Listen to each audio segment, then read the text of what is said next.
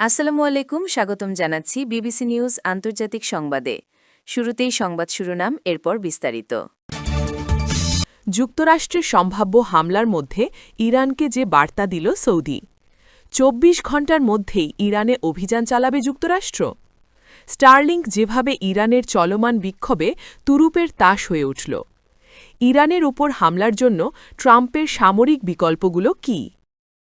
দর্শক, এতক্ষণ শুনছিলেন সংবাদ শিরোনাম। এখন বিস্তারিত। আপনি যদি ইসরায়েলের ধ্বংস চান এবং মুসলিমদের পাশে থাকেন, তাহলে ভিডিওতে লাইক করে চ্যানেলটি অবশ্যই সাবস্ক্রাইব করে দিবেন এবং আপনার মূল্যবান মতামত অবশ্যই কমেন্টে লিখে জানিয়ে দিবেন। এখন বিস্তারিত।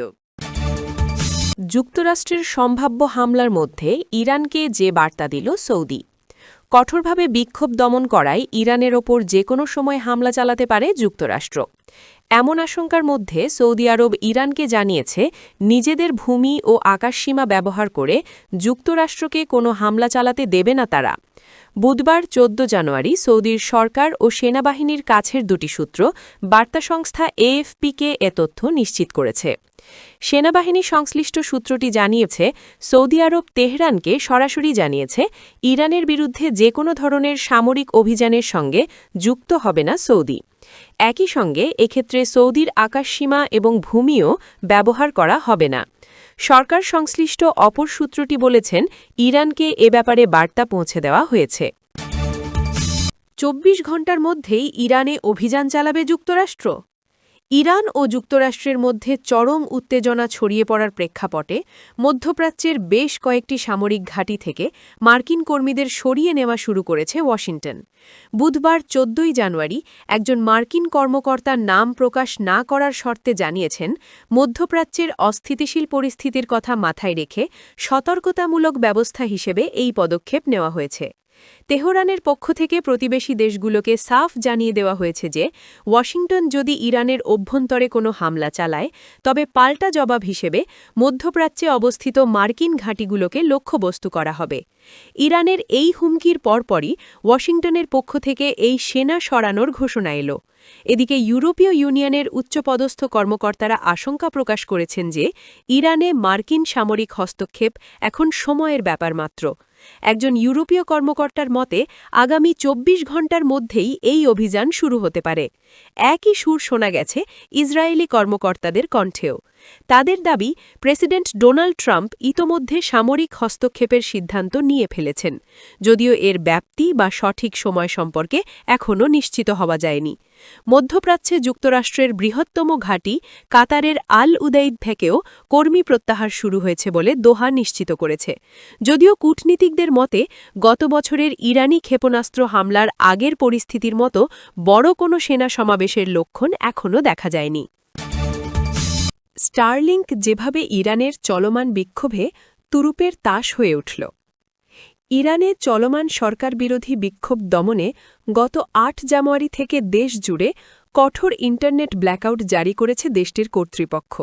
এই ডিজিটাল অন্ধকারের মাঝে বহির্বিশ্বের সাথে যোগাযোগের একমাত্র জানালা হয়ে দাঁড়িয়েছে ইলন মাস্কের স্যাটেলাইট ইন্টারনেট সেবা স্টারলিংক। রয়টার্স ও আল জাজিরার প্রতিবেদন, স্পেস এক্স বর্তমানে ইরানি ব্যবহারকারীদের জন্য বিনামূল্যে এই সেবা সক্রিয় করেছে। ইরানের কঠোর বিধিনিষেধের কারণে দেশটিতে স্টারলিংক অবৈধ হলেও গত ২ বছরে প্রায় ৫০,০০০ থেকে ১ লাখের মতো টার্মিনাল গোপনে সেখানে পাচার করা হয়েছে।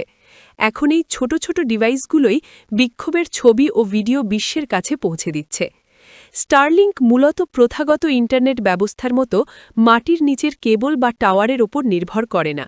এটি মহাকাশে থাকা হাজার হাজার ছোট স্যাটেলাইটের একটি নেটওয়ার্কের মাধ্যমে সরাসরি ব্যবহারকারী ডিভাইসে সংকেত পাঠায়। ভূপৃষ্ঠ থেকে প্রায় ৫৫০ কিলোমিটার ওপর দিয়ে ঘূর্ণায়মান এই স্যাটেলাইটগুলো থেকে ইন্টারনেট পেতে ব্যবহারকারীর কাছে কেবল একটি রিসিভার বা টার্মিনাল থাকা প্রয়োজন। বর্তমান ব্ল্যাকআউটের সময় ইরানিরা প্রক্সি টুল এবং এই স্যাটেলাইট প্রযুক্তির সাহায্য নিয়ে অনলাইন হচ্ছেন, যা দেশটির সরকারের নিয়ন্ত্রিত গেটওয়েগুলোকে বাইপাস করতে সক্ষম। ইরানের উপর হামলার জন্য ট্রাম্পের সামরিক বিকল্পগুলো কি? ইরানে চলমান বিক্ষোভের মধ্যে মার্কিন প্রেসিডেন্ট ডোনাল্ড ট্রাম্প বারবার ইরান সরকারের বিরুদ্ধে সামরিক হস্তক্ষেপের কথা বলছেন। গত বুধবার কাতারের আল ওদেইদ বিমান ঘাঁটিতে কিছু মার্কিন সেনা সদস্যকে বেরিয়ে যেতে বলা হয়েছিল, যা ইউএস আক্রমণের সম্ভাবনা এবং ইরানের পাল্টা প্রতিক্রিয়ার শঙ্কা বাড়িয়েছে। ট্রাম্পের বক্তব্য কী ছিল? ট্রাম্প মঙ্গলবার ১৩ জানুয়ারি তার ট্রুথ সোশ্যালে লিখেছেন, ইরানি প্যাট্রিয়াটরা বিক্ষোভ চালিয়ে যাও এবং তোমাদের প্রতিষ্ঠানগুলো দখল করে নাও, হত্যাকারী এবং নির্যাতনকারীদের নাম সংগ্রহ করো, তাদের বড় মূল্য দিতে হবে। আমি সব ইরানি কর্মকর্তার সঙ্গে বৈঠক বাতিল করেছি যতক্ষণ না শান্তিপূর্ণ বিক্ষোভকারীদের হত্যা বন্ধ হয়। সাহায্য আসছে। Mega president Donald J Trump. Mega মানে মেক ইরান গ্রেট অ্যাগেন, যা ট্রাম্পের মেক আমেরিকা গ্রেট অ্যাগেন স্লোগানের অনুরূপ। ট্রাম্প আরও বলেছেন যে যদি ইরান শান্তিপূর্ণ বিক্ষোভকারীদের হত্যা করে, যা তাদের রীতির অংশ, তাহলে মার্কিন যুক্তরাষ্ট্র ইরানের সাহায্যে আসবে। তিনি যোগ করেন, আমরা প্রস্তুত এবং লকড অ্যান্ড লোডেড। ট্রাম্প প্রশাসনের বক্তব্য কী ছিল?